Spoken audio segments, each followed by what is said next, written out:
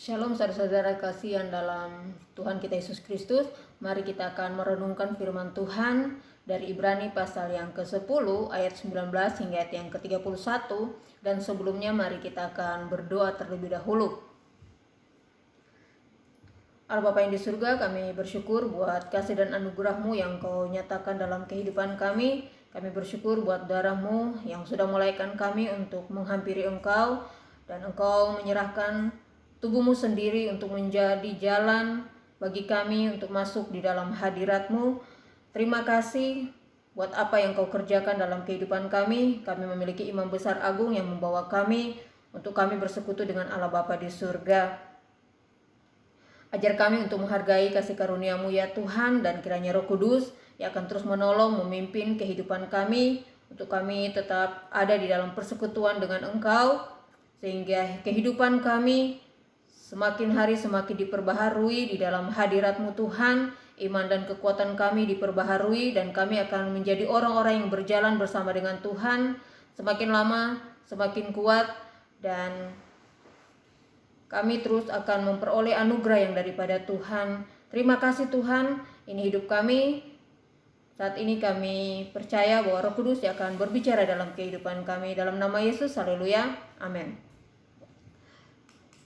Nah, saudara kasih dalam Tuhan kita Yesus Kristus, ada banyak hal di dalam dunia ini yang ingin menghalangi kita untuk kita beribadah atau bersekutu dengan Tuhan. Ada begitu banyak godaan, pencobaan-pencobaan yang datang silih berganti dalam kehidupan kita, tantangan-tantangan dari keluarga, adanya perbuatan-perbuatan dosa, kekecewaan, atau hal-hal yang lainnya dapat menghalangi kita untuk beribadah atau bersekutu dengan Tuhan. Tetapi, jikalau kita meletakkan fondasi iman dalam Kristus Yesus secara benar, kita dapat menaklukkan segala halangan yang ada, kita dapat menaklukkan segala rintangan-rintangan yang ada, sehingga kita tetap tekun, kita akan setia beribadah atau bersekutu dengan Tuhan, baik yang kita lakukan secara pribadi ataupun yang kita lakukan secara bersama-sama. Untuk dapat bersekutu dengan Tuhan atau beribadah kepada Tuhan, itu harganya tidaklah murah. Harga yang dibayar sangatlah mahal, yaitu dengan darah Tuhan Yesus sendiri, dan melalui tubuhnya kita memperoleh jalan untuk masuk di dalam hadirat-Nya.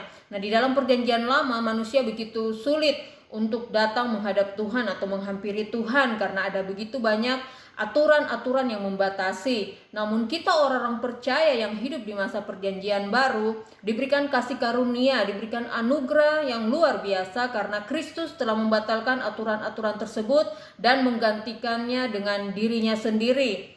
Hanya diperlukan cara atau sikap yang benar saat datang menghampirinya, seperti yang tertulis di dalam Ibrani pasal yang ke-10 ayat yang ke-22. Dikatakan, karena itu marilah kita menghadap Allah dengan hati yang tulus ikhlas dan keyakinan iman yang teguh. Oleh karena hati kita telah dibersihkan dari hati nurani yang jahat, dan tubuh kita telah dibasuh dengan air yang murni.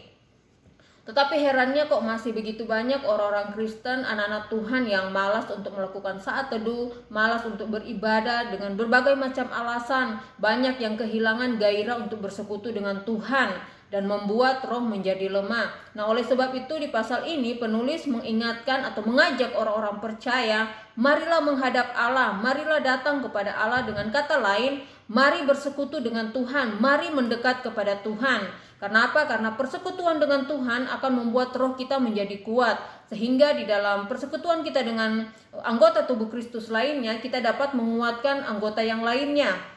Dalam persekutuan dengan tubuh Kristus dikatakan di dalam ayat yang ke-24, kita akan saling mendorong dalam kasih. Kemudian di ayat yang ke-25 juga dikatakan kita saling menasehati. Nah, saudara yang kasih Tuhan Yesus Kristus, persekutuan dengan Tuhan dan persekutuan dengan anggota tubuh Kristus sebenarnya merupakan sarana yang boleh dikatakan itu merupakan pagar atau pembatas yang Tuhan berikan kepada setiap kita. Supaya apa, saudaraku? Supaya kita tidak melewati batasan-batasan yang Tuhan sudah tetapkan, yang dapat membuat kita melenceng dari jalan Tuhan, membuat kita terjatuh dalam dosa, atau bahkan dapat sengaja berbuat dosa atau menjadi murtad. Nah, di ayat yang ke-26 hingga ayat yang ke-27 secara tegas penulis mengatakan, sebab jika kita sengaja berbuat dosa sesudah memperoleh pengetahuan tentang kebenaran, maka tidak ada lagi korban untuk menghapus dosa itu.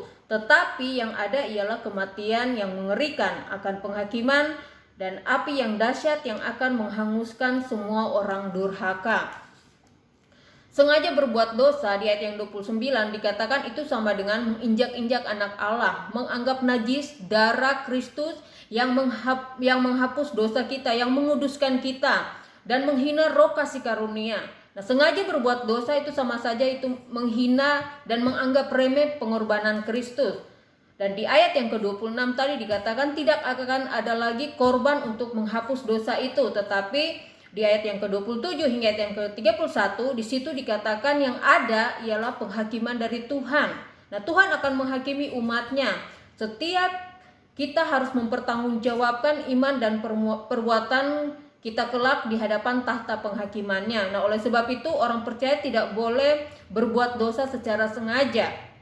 Nah, renungan firman Tuhan hari ini dari Ibrani 10 ayat 19 hingga ayat yang ke-31, penulis kitab Ibrani mengingatkan saya dan saudara, mengingatkan kita semua sebagai orang-orang percaya, marilah kita terus hidup di dalam persekutuan dengan Tuhan, mau berdoa, membaca firman Tuhan, dan juga hidup bersekutu dengan anggota tubuh Kristus. Orang-orang percaya yang ada di sekeliling kita yang Tuhan tempatkan bagi kita, di mana mereka ditempatkan untuk berjaga-jaga bagi kehidupan kita. Itu semua menjadi pagar atau pembatas supaya kita tetap ada di dalam kehendak Tuhan. Supaya menjaga kehidupan kita tetap ada di dalam kehendak Tuhan. Amin. Tuhan Yesus memberkati kita semua.